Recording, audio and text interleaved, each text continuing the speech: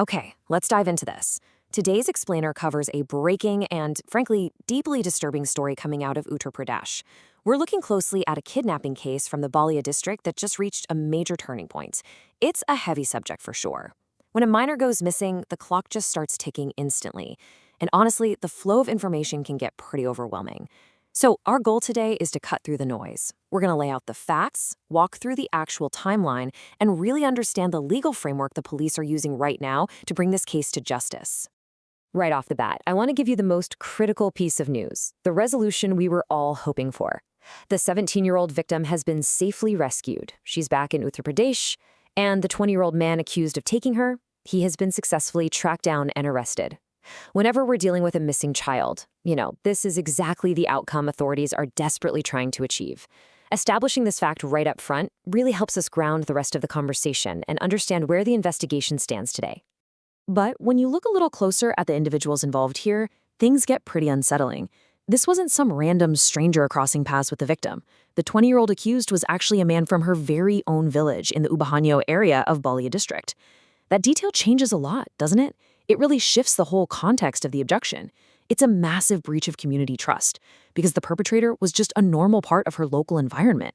It's a harsh reminder that, a lot of times, the biggest threats to vulnerable kids originate literally right in their own backyard. And what makes this ordeal even more tragic is the sheer amount of time that passed. 2 whole months. Just think about that. This was not a quick rescue. For roughly 60 days, this 17-year-old girl was completely ripped away from her life and her safety. According to the police, after he took her from the village, the accused transported her all the way across the country down to Karnataka. He held her there for basically that entire time, before police finally managed to track them down and rescue her near the Bilthrow roadways back in UP. Let's move to and see how this builds in Section 1, looking at the timeline of the abduction. When you lay out the exact sequence of events, a really distinct and honestly alarming picture emerges. The nightmare started on the night of August 14th, the day she was abducted. But look closely at that next date.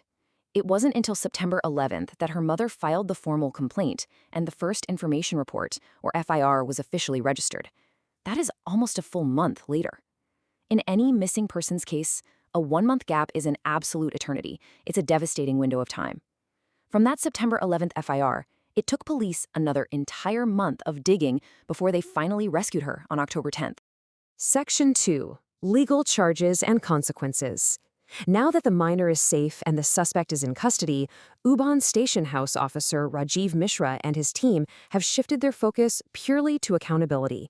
So when the mother finally went to the police on September 11th, the cops obviously had to work with whatever information they had at that exact moment. Because of that, the initial FIR only included 2 specific sections of the Indian Penal Code. You had IPC Section 363, which is your standard baseline kidnapping charge, and then you had IPC Section 366, which specifically covers kidnapping or abducting a woman to compel her into marriage. Those initial charges basically kicked off the foundation of the manhunt that led to her rescue. However, everything changed once she was safe and actually able to speak with authorities. So the crucial point is how the victim's own testimony completely shifted the scope and severity of this entire investigation. In her official statement to the police, she laid out the harrowing reality of what she went through. She stated that he kidnapped her, took her far south to Karnataka, and raped her for almost 2 months. That statement finally gave the police the horrific, on-the-ground fact of what actually happened during all that missing time. Armed with her actual testimony, law enforcement immediately dialed up their legal response. Those initial kidnapping charges, they just didn't cut it anymore. Based directly on what she told them, police officially slapped on IPC Section 376, which is the penal code for rape. But remember, she's only 17, so they didn't stop there. They also brought in the heavy machinery, invoking provisions under a highly specific, stringent piece of legislation known as the POCSO Act. If you're not entirely familiar with that acronym, POSCO stands for the Protection of Children from Sexual Offenses Act. It's a comprehensive law enacted in India built specifically to protect anyone under 18 from sexual assault and harassment. By attaching the POSO Act to this case, authorities are ensuring it gets handled in specially designated courts. We're talking way stricter bail conditions and much, much harsher minimum sentencing requirements. It is literally the legal system's absolute strongest tool for punishing sexual crimes against kids. Which brings us to the immediate conclusion of the active manhunt. As officials reported, the 20-year-old accused was arrested this past Tuesday, and he has been officially sent straight to jail. The legal wheels are fully in motion now. He's locked up, facing the crushing weight of IPC sections 363, 366, 376, and the POCSO Act. While we can all breathe a sigh of relief that this 17-year-old is safe, the timeline of this case leaves a really heavy structural issue sitting right in front of us. We can't just ignore it. The facts show a staggering, almost 1-month gap between a child being snatched from her village on August 14th and the FIR finally being filed on September 11th. When every single hour counts in a kidnapping, a delay like that, it represents an agonizing period of vulnerability.